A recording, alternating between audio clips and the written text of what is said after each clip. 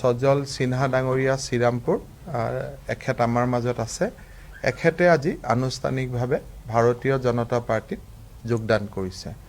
আৰু তাৰ লগে লগে আমাৰ BTCৰ পাৰিষদীয় যি আমাৰ দল হ'ব সেই দলৰ সংখ্যা এজনলৈ বৃদ্ধি পালে আৰু সজল সিনহা ডাঙৰীয়াই স্বাভাৱিকতে আমাৰ দলত যোগদান কৰাৰ লগে লগে তেখেতে যিখন প্ৰশাসন কালি গঠন হ'ব তালৈকেও নিজৰ সমৰ্থন আগবঢ়াইছে। গতিকে আপোনালোকে যদি কিবা সুধিবলগীয়া আছে সুধিব পাৰে।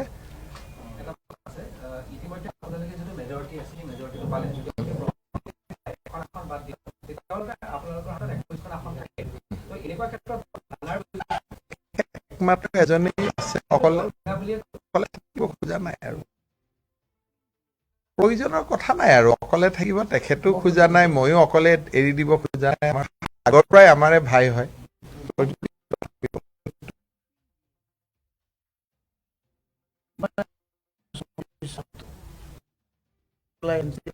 ৰাইজে যিটো আশা কৰি পেলাই ভোট দিছে,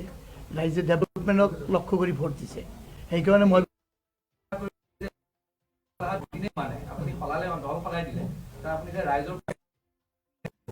এইটো মই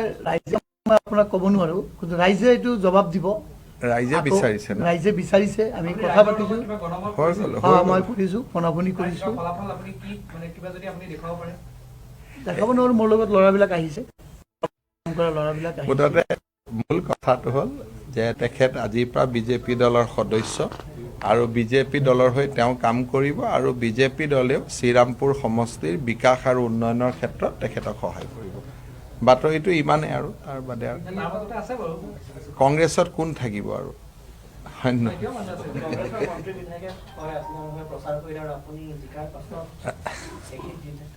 একচুৱেলি বস্তুটো এনেকুৱা হয় যে কংগ্ৰেছক চাই কিনি ইয়াত ভোট দিয়া নাই। আপুনি চাওক, 20টা সমষ্টিত AIUDF কংগ্ৰেছে প্ৰতিনিধিত্ব কৰিছে। মই কংগ্ৰেছৰ টিকেটত জিকিছো, তেখেত নিজৰ নামত জিকিছে। আপোনালোকে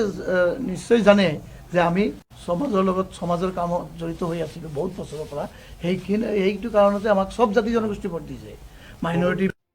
আমাৰ আদিবাসী, আমাৰ ৰাজবংশী চবে ভোট দিছে। আৰু মই ভাবিছোঁ যে আমি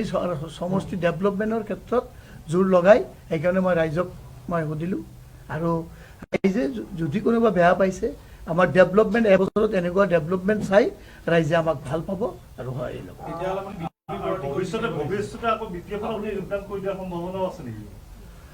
এতিয়া মই ফাৰ্ষ্ট টাইম প্ৰতিনিধিত্ব হৈ মই বিজেপিৰ নীতি আদৰ্শ চাই মই আহিছোঁ। মই আৰু ক'তো এখেতৰ কথাটো এনেকুৱা, এখেত অৰুণাচল প্ৰদেশত কাম কৰে, বিজেপিৰ লগত তেখেত আগৰ পৰাই জড়িত। নিৰ্বাচনৰ সময়ত তেখেত এটা কংগ্ৰেছ দলত উঠিছিলে, কিন্তু যিহেতু কংগ্ৰেছক গোটেই BTCৰ ৰাইজে প্ৰত্যাখ্যান কৰিলে আৰু এখেতে নিজৰ ক্ৰেডিটতে জিকিছিলে, সেইকাৰণে আমাৰ লগত আহিলে আৰু কথাটো ইমানেই। ঠিক আছে, হ'ব আৰু আপোনালোকে কিয় ইমান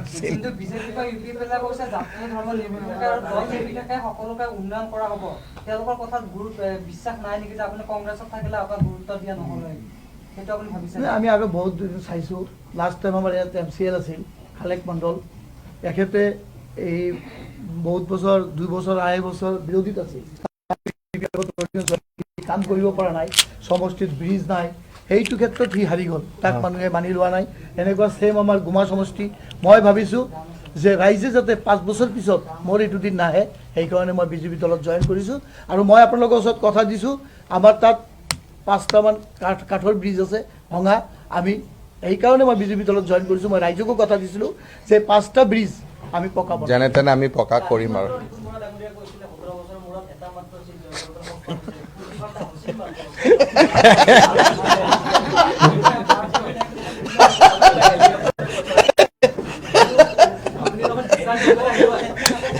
আপোনালোকে ৰিপুণ বৰাৰ কাৰণে কিয় ইমান চিন্তা? নাই, মই কৈছোঁ একচুৱেলি আমি ইমান দিন মানে আপোনাৰ চুক্তি হৈছে বিজেপিৰ লগত 5খন কাঠৰ দলং পকী কৰা নহয় নহয় আৰু বহুত আছে ডেভেলপমেণ্ট পুৰা ডেভেলপমেণ্ট চুক্তিত অহা নাই মই কোনো চুক্তি হোৱা নাই নাই তেখেতে কথাটো এনেকুৱা আপোনালোকে ইমানে বুজি লওক যে তেখেত মোৰ বহুত দিনৰ পৰা ভাই হয় কংগ্ৰেছত আছিলে যদিও মোৰ লগত একেবাৰে ঘৰুৱা সম্বন্ধ আমাৰ অৰুণাচলৰ মুখ্যমন্ত্ৰীৰো একেবাৰে পৰিয়ালৰ সদস্য তাতে যদি কংগ্ৰেছ দলক যেহেতু গোটেই বিটিচিত ৰাইজে প্ৰত্যাখ্যান কৰিলে এখেতৰ যিটো বিজয় নিজৰ বিজয় সকলো ধৰ্ম সম্প্ৰদায় ৰাইজক এখেতে সহায় কৰি থাকিব সমষ্টিটো বহুত পিছপৰা চৰকাৰত নাথাকিলে ভাবিছে যে অসুবিধা হ'ব পাৰে গতিকে আমি সকলোৱে মিলি তেওঁৰ সমষ্টিটো ডেভেলপ কৰিম ইমানে কথা কোনো ধৰণৰ এইবিলাক কোনো নাই এইটো ঘটনাটো হ'ল এনেকুৱা ইমান আৰু এইটোত পকাব নালাগে কথাটো হ'ল যে তেখেতে বিনা চৰ্তে যোগদান কৰিছে কোনো চৰ্ত ইয়াত একো নাই এটা 4খন হৈ গ'ল নাই আজি হ'ল নাই এইটোৱে গণ্ডগোল আজি 4খন অহাকালি আৰু 6খনমান কমি যাব মানুহটো আহিবই এইটো কেনেকে ৰাখিব আৰে মানুহটো আহিবই নদীটো সাগৰত পৰে সেইটো আপুনি কেনেকে ৰাখিব ভাই আহি যাব কালি পৰহি মানুহ দেখি যাব মই ছজন বুলি নকওঁ কিন্তু কালি পৰহি চৌথা দিনা আপোনালোকে মানুহ দেখিব মানুহ ৰাইজে বিজেপিৰ এই যিটো মিত্ৰতা হ'ল এতিয়া বিটিচি এৰিয়াত বড়ো অনাবড়ো কোনো পাৰ্থক্য নাথাকিব এটা নতুন ইতিহাস হৈছে সমন্বয় হৈছে মানুহে বহুত দিনৰ পৰা এই সমন্বয়টো বিচাৰি আছিল আজি প্ৰমোদ বড়ো কোকৰাঝাৰত যি ধৰণে ৰাইজে আদৰণি জনাইছে তাৰ পৰা আপোনালোকে জানিব যে ভয় সন্ত্ৰাসৰ পৰিৱেশটোৰ পৰিৱৰ্তন হৈ গ'ল গতিকে বহুত মানুহে আহি মানে আমাৰ দলত যোগদান কৰিব এটলিষ্ট 4-5 জনেতো মোক প্ৰথম দিনৰ পৰাই কৈ আছে দাদা আমি আহি আছো বুলি গতিকে সেইটো একো নহয় আমাৰ নহয় মইতো কংগ্ৰেছত আছিলোঁ মোৰ লগত অহা মানুহনো কোন ঘূৰি গৈছে সেইটো আমাৰ লগত এইটো নাই আমি যোন আহিছোঁ আৰু বহুত আছে নহয় আজি যেতিয়া অহাবাৰ 21ৰ ইলেকশ্যনৰ পিছতো এনেকুৱা হ'ব নেকি যে যিকেইজন MLA জিকিব গোটেইকেইজন কংগ্ৰেছতে সদায় কাৰণে থাকিব বুলি গেৰেণ্টি আছে নেকি মইতো কংগ্ৰেছত 22 বছৰ আছোঁ না কিয় নাহিব আমিও কংগ্ৰেছত 22 বছৰ নাই জানো আমাৰ ইমান বন্ধু বান্ধৱ আছে গতিকে যেতিয়াই আমি বিচাৰোঁ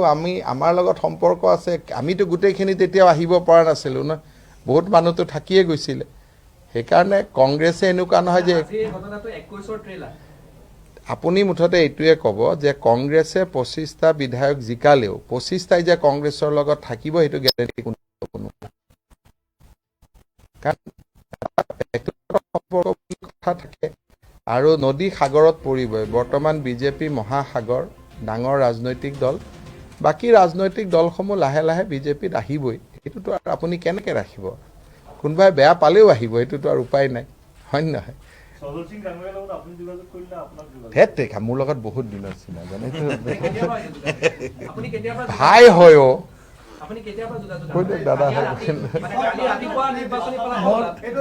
দাদা হয় মই আজি যোগাযোগ কৰিছোঁ আজি হ'ব